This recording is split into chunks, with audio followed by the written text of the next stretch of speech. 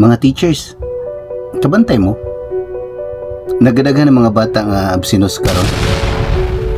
Nya, nagadaghan ng mga bata nga dili na interesado minaw. Pero kabantay sad mo, nga nagadaghan ng mga maestra nga pasagdahan lang sa dangilang mga bata nga magkiat, o pasagdahan lang mga bata nga dili maminaw sa klase. Kabantay mo na. Mao ba niya itong gusto nga resulta sa child protection policy? Nga dili lang pugso ng mga bata nga mo produce sa classroom. Kay child-centered ba ya? Luoy na. Child-friendly. Dili ta curriculum-centered.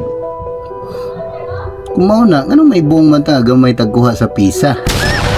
Pahalag dili kay balo atong mga bata basta dili lang sila pinugos, di ba?